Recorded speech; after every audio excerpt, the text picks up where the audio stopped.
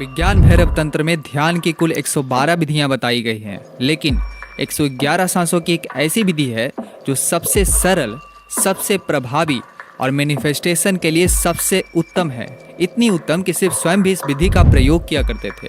111 सांसों की इस विधि का वर्णन करते हुए शिव कहते हैं, स्वसा स्वसा योगेर गति विरोधेषु अंतर भैरवी स्थिति, यानी श्वास और प्रश्वास की गति के रुकने के बीच में भैरवी की स्थिति का अनुभव होता है। मतलब जब हम सांस लेते हैं यानी श्वास और जब छोड़ते हैं यानी प्रश्वास, तो दोनों के बीच एक छोटा सा विराम होता है। इस विराम में एक गहन और दिव्य स्थिति का अनुभव किया जा सकता है, जिसे भैरवी स्थिति कहा जाता है। तो बने रहिए मेरे साथ इस वीडियो के अंत तक। आज मैं आपसे विज्ञान भैरव तंत्र में मौजूद 3 स्टेप ब्रीदिंग की एक ऐसी गुप्त और मूल्यवान विद्या साझा करने वाला हूँ जो आपको देवतुल्य बना देगी। हालांकि जीवन और श्वास को अक्सर एक ही माना जाता है, क्योंकि ये जीवन के साथ आती है और मृत्यु के पश्चात चली जाती है, क्योंकि ये सांसें ही हैं जो चेतना और जीवन के अलग अलग रूपों को साकार करती है। चाहे वो पशु हो, मानव हो या देवता, जब सांसों में बदलाव आता है तो उसके अनुसार व्यक्ति का जीवन और चेतना भी बदल जाता है। जहाँ एक निम्न स्तर की सांस मानव को पशु बनाने में सक्षम है, वहीं एक उच्च स्तर की सांस पुरुष में दिव्यता भी जगा सकती है। जहाँ सांसें जितनी भारी और निम्न स्तर की होती है, वहाँ जीवन उतना ही बुरा और निम्न स्तर का होता है। वहीं जब सांसें हल्की और उच्च स्तर की होती है तो उसका जीवन भी उच्च स्तर का होता है। मानव इन दोनों के मध्य में आता है। यदि वो अपने सांसों को गिरा ले तो उसका जीवन नर्क हो जाता है। वह अगले जन्म में निम्न गति को प्राप्त होता है। वहीं अगर उठा ले तो फलस्वरूप उसकी चेतना देवतुल्य बन जाती है। और यही वह बिंदु है जहाँ मैनिफेस्टेशन यानी भौतिक जगत में अपने विचारों को साकार करना संभव है। तो अब सवाल उठता है कि ऐसा कौन सा तरीका है, ऐसी कौन सी विधि है जिससे हम भी उच्च गति को प्राप्त हो सकते हैं। तो भैरवी विज्ञान तंत्र में शिव 111 सांसों की एक ऐसी विधि बताते हैं जिसका प्रयोग वो स्वयं भी किया करते थे, जिसे सोहम विद्या कहा जाता है। यह सोहम विद्या सांसों की एक ऐसी विशेष लय, सांसों की एक ऐसी तरंग पर केंद्रित है जिसका अभ्यास यदि दिन में सिर्फ 111 बार भी किया जाए तो सिर्फ कुछ ही दिनों में यह मानव की चेतना को भयंकर रूप से बदल देती है। जाहिर सी बात है कि इस बढ़ी हुई चेतना से कोई कुछ भी प्राप्त कर सकता है। सोहम विद्या का प्राचीन इतिहास आज से लगभग 3.5 से 4,000 साल पुराना है, जिसका प्रमाण हिंदू पौराणिक ग्रंथों जैसे वेदों और उपनिषदों में उल्लेखित है। जैसे अद्वैत वेदांत कहता है, अहम ब्रह्मास्मि, यानी व्यक्ति की आत्मा और सर्वव्यापी चेतना एक ही है। इसे जानने की सबसे सरल प्रक्रिया का नाम सोहम विद्या है। जातस्य हि ध्रुवो मृत्युर्ध्रुवं जन्म मृतस्य च तस्मादपरिहार्येऽर्थे न त्वं शोचितुमर्हसि।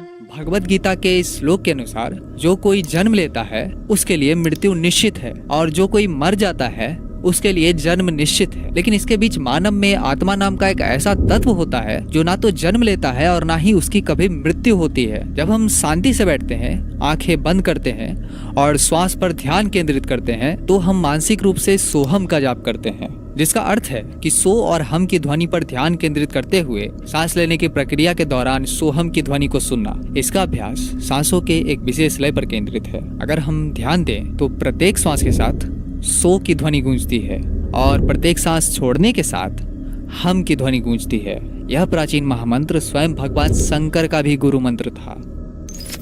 प्रसिद्ध आध्यात्मिक गुरु सद्गुरु के अनुसार यदि आप अपने शरीर को जीवंतता और तीव्रता के एक निश्चित स्तर पर लाते हैं तो आप देखेंगे कि आपके जीवन का लगभग 15 से 20% हिस्सा वैसा ही होगा जैसा आप चाहते हैं। यदि आप अपने मन को एक स्तर की तीव्रता और जागरूकता पे लाते हैं तो आप देखेंगे कि आपके जीवन का लगभग 50 से 60% हिस्सा वैसा ही घटेगा जैसा आप चाहते हैं। और वहीं यदि आप अपने ऊर्जाओं को तीव्र और स्थिर बना लेते हैं तो आप देखेंगे कि आपके जीवन का लगभग 100% हिस्सा वैसा ही घटेगा जैसा आप चाहते हैं। हमारे सपनों और इच्छाओं को प्राप्त करने की कोशिश में हम अक्सर उस एक सबसे शक्तिशाली उपकरण को अनदेखा कर देते हैं जो हमारे पास है, हमारी सांसें। जब हम सही और गहरी सांसें लेते हैं तो हमें अपने मन में स्पष्टता प्राप्त होती है और हमारी ऊर्जाएं हमारी इच्छाओं के साथ एक हो जाती है। योग और तंत्र के प्राचीन परंपराओं में नाड़ी के प्रमाण हमारे जीवन के शक्ति के प्रवाह को समझाने में एक महत्वपूर्ण भूमिका निभाते हैं। इनमें से ईड़ा, पिंगला और सुषुम्ना सबसे महत्वपूर्ण है। ईड़ा और पिंगला ऊर्जा के दो चैनल हैं जो हमारे शरीर में विभिन्न स्थानों पर दौड़ते हैं। ईड़ा हमारी ऊर्जा के स्त्री पक्ष को दिखाता है, जैसे हमारा शरीर, हमारा मन, हमारी बुद्धि। वहीं पिंगला हमारी ऊर्जा के पुरुष पक्ष को यानी हमारी चेतना को दिखाता है, जैसे सुप्रीम कॉन्शियसनेस या जिन्हें शिव भी कहते हैं।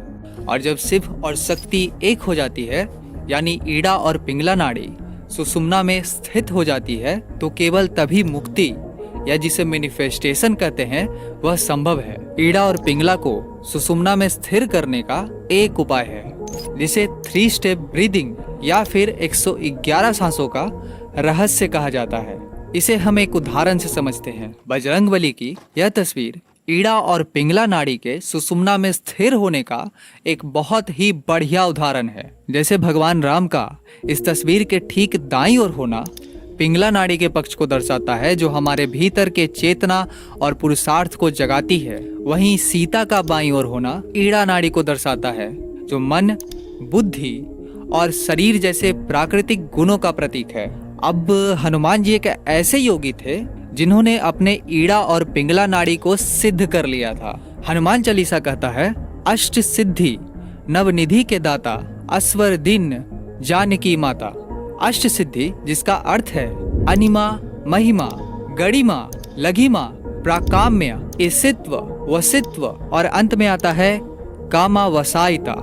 ये 8 की 8 सिद्धियां बजरंगबली के पास थी, जिसमें अणिमा का अर्थ होता है अपने शरीर को एक अणु के जितना छोटा कर लेना। महिमा मतलब अपने शरीर को विशाल कर लेना। गरिमा भारी होने की शक्ति है।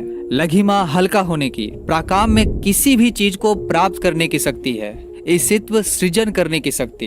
वसित्व सभी चीजों को अपने बस में करने की शक्ति है। और आखिर में आता है कामा वसायिता यानी किसी भी इच्छा को पूरी करने की शक्ति। अगर आप ध्यान से देखें तो ये सारी की सारी सिद्धियां मैनिफेस्टेशन से जुड़ी हुई है।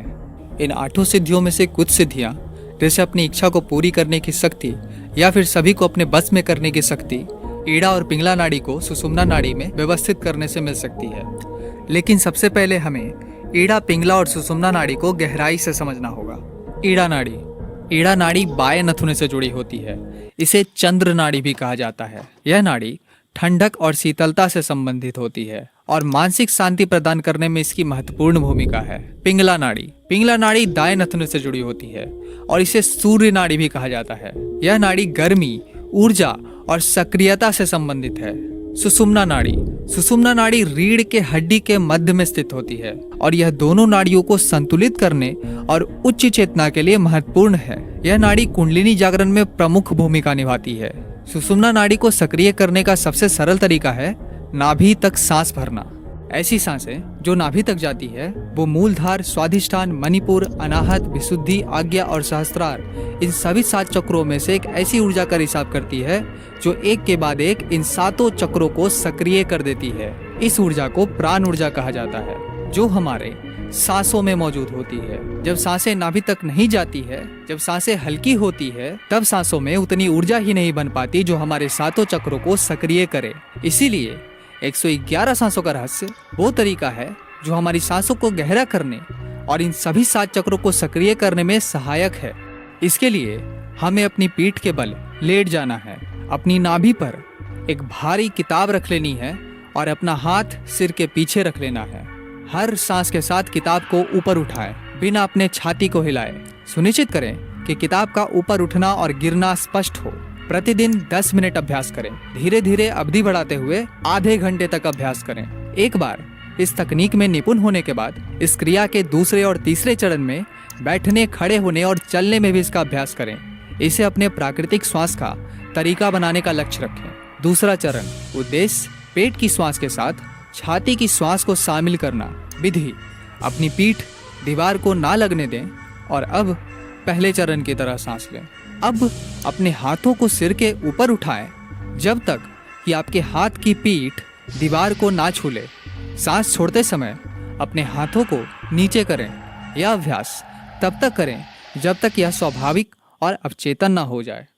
अब वक्त है तीसरे चरण का। इस चरण को तभी शुरू करें जब पहले और दूसरे चरण में निपुणता हासिल हो। तीसरा चरण लय यानी रिदम, जो कि सांस विधि का सबसे महत्वपूर्ण चरण है। उद्देश्य श्वासों में एक लयबद्ध पैटर्न स्थापित करना। पहले और दूसरे चरण के तकनीकों को मिलाएं, एक प्राकृतिक लय स्थापित करने का लक्ष्य रखें, जिससे शारीरिक और मानसिक स्वास्थ्य में सुधार होगा।